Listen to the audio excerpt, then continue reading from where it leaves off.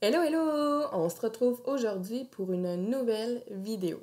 Donc, comment décoder les signes selon l'avancement de votre propre parcours de flamme jumelle. Je suis contente aujourd'hui de vous retrouver pour cette vidéo car vous me suivez depuis déjà un moment et bonjour aux nouveaux abonnés. Donc, n'hésitez pas à vous abonner à ma chaîne pour pouvoir avoir une alerte lorsque les nouvelles vidéos seront disponibles. Donc aujourd'hui, nous allons parler des signes et synchronicités sur le parcours FJ. Donc si vous regardez ces vidéos, c'est que vous êtes suffisamment éveillé et curieux pour essayer de reconnaître où vous en êtes avec votre autre. Donc souvent, on entend dire que ce sont surtout les chasers qui sont la polarité éveillée en premier et qui ont conscience du lien.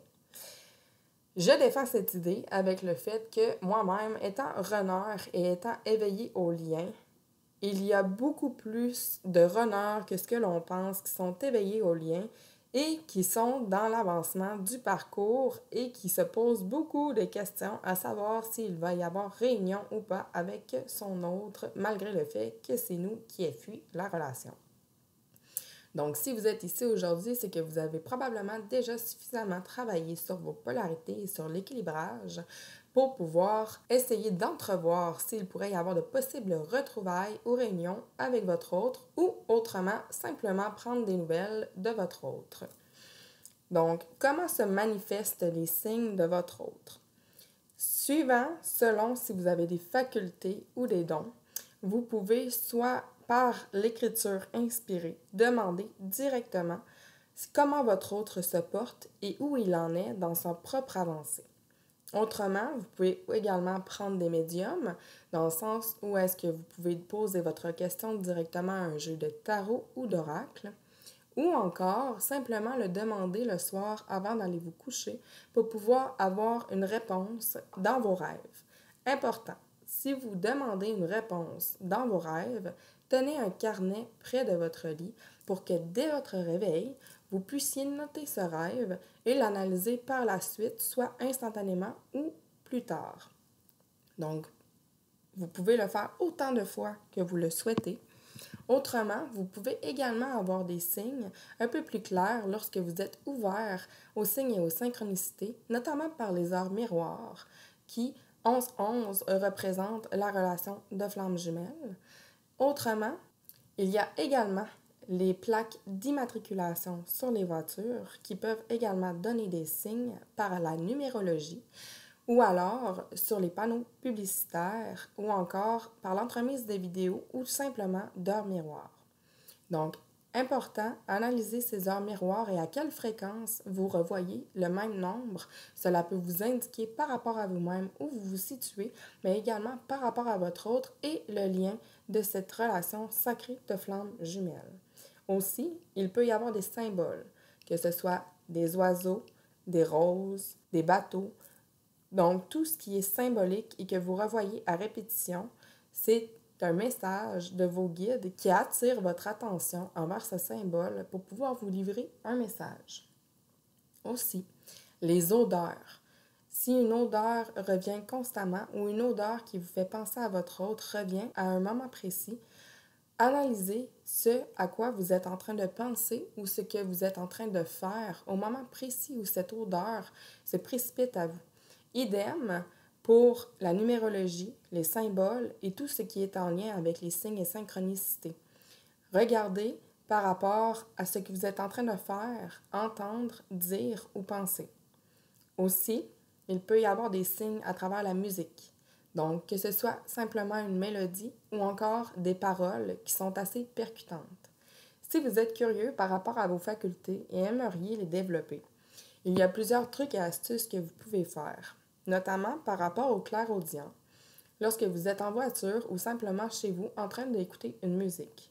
Si vous changez de poste de radio, avant de cliquer sur le poste, essayez de découvrir ce qui sera sur l'autre chaîne, quelle musique va être diffusée ou encore sur quel sujet se portera la discussion. Si vous êtes clairvoyant, essayez de visualiser quelque chose avant même d'ouvrir les yeux. Donc, vous pouvez visualiser votre environnement ou encore, si vous vous rendez à un nouvel endroit, Demandez tout simplement à votre voix intérieure avant de vous rendre ce que vous allez y voir ou y trouver. Lorsque vous vous rendez sur place, soyez attentif aux éléments que vous avez visualisés préalablement.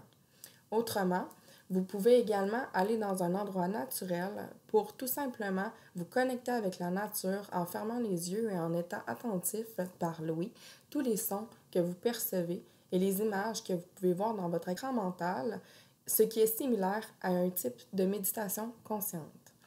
Aussi, si vous êtes clairsentient, vous pouvez analyser au quotidien tout ce que vous pouvez ressentir énergétiquement à travers votre corps, que ce soit par la présence d'autrui ou encore dans des lieux.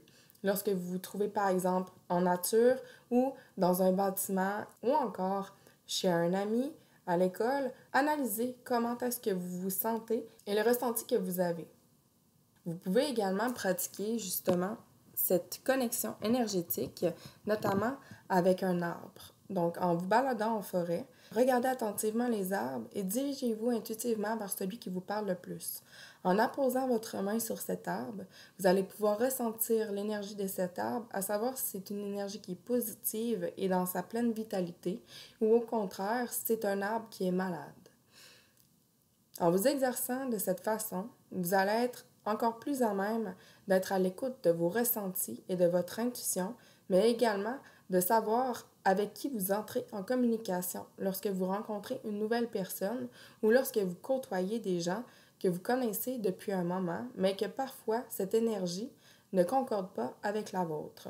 Peut-être il est temps de faire le ménage de vos relations. Est-ce une relation karmique qui est venue à son terme? Est-ce une relation positive et enrichissante qui vous élève? Ou au contraire, qui vous retient dans les mêmes schémas et qui vous empêche d'avancer dans votre chemin de vie? Que ce soit l'une ou l'autre de ces facultés, vous avez le pouvoir de les développer et de l'aider pour aiguiser vos sens et votre senti à l'aide de votre intuition et de vos guides qui sont là pour vous accompagner. Sachez qu'en aucun temps, vous n'êtes seul.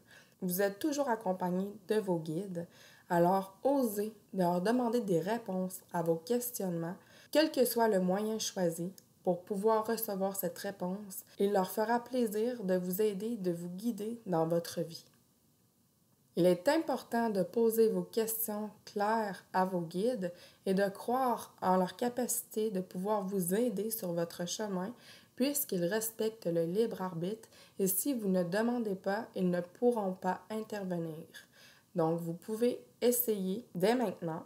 Aussi, par le passé, si vous avez vécu des situations étranges ou de drôles de coïncidences, sachez que le hasard n'existe pas et que chacune des coïncidences ou des rencontres que vous faites sont prévues sur votre chemin pour vous livrer un message ou une expérience de vie.